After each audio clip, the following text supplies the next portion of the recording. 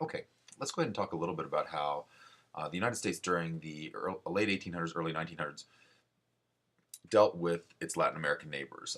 Oftentimes, a lot of this is summed up in what is called dollar diplomacy. It was an idea developed by Teddy Roosevelt as a way to go ahead and exert American influence and decrease European influence in Latin America. Our dealings with Latin America go way back before this time period. You can go all the way back to the Monroe Doctrine as probably one of our first attempts to deal with Latin America and how we were going to respond, particularly to outside interference, to European interference in Latin America. The Monroe Doctrine, developed by President James Monroe in the early 1800s, basically says that we would view any European interference in the Western Hemisphere, or as we refer to the American continent, um, and we would consider that a hostile action towards us. So if a European power came and tried to develop a new colony in Mexico, that would be a threat to us. If they tried to develop a new colony in the Caribbean, that would be a threat to us. So we would consider that hostile. And at this point, we weren't saying what we would do about it. We just said we wouldn't like it. And we made sure that everybody knew that.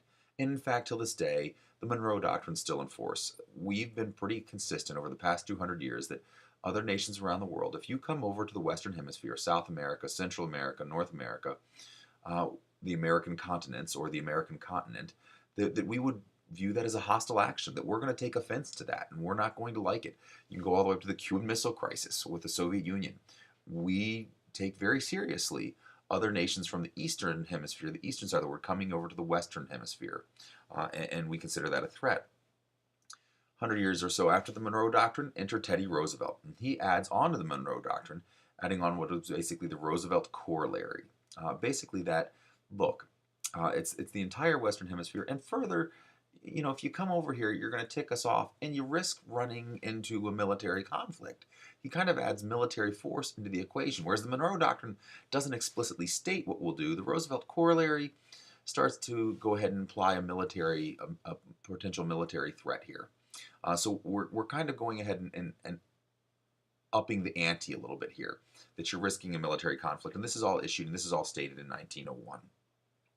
So for a long time, other countries have known that, look, if they choose to come over here and interfere in the affairs of South America, of the Caribbean, of Central America, of North America, the United States will consider it a threat, and you risk a military conflict with the United States if you do so.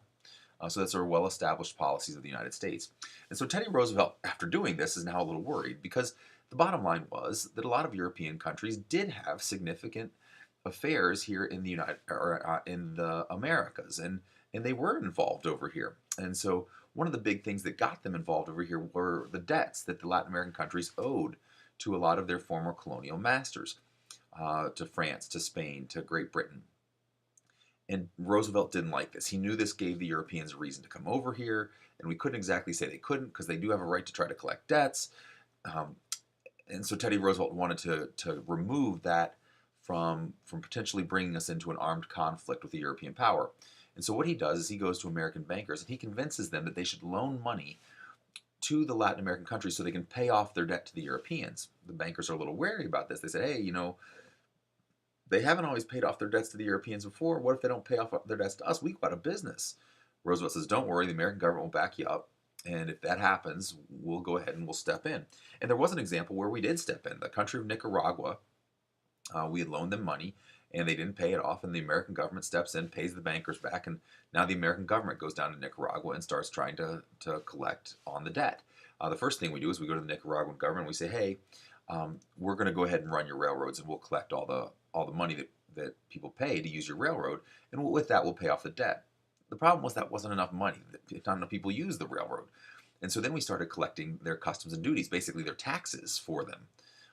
And by the time it's all said and done, we're running the National Bank of Nicaragua, to the point where we have to send down 2,000 Marines to protect American property. And they don't leave for about 30 years. And 1933 is finally when they go ahead and leave. We basically took over the country of Nicaragua. We ran the country.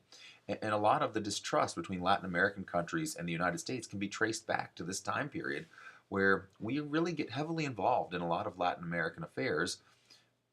Not so much because we wanted to be involved in Latin American affairs, but because we wanted to keep the Europeans out of Latin American affairs.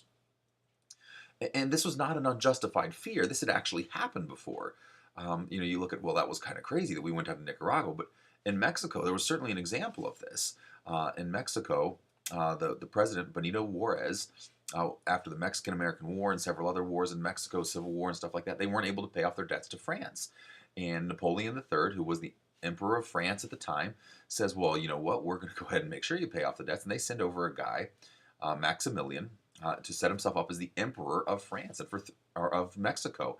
And for 3 years, he rules Mexico as an emperor. And this is during the American Civil War, so this is well before Teddy Roosevelt. This is 40, 50 years prior to the Roosevelt corollary.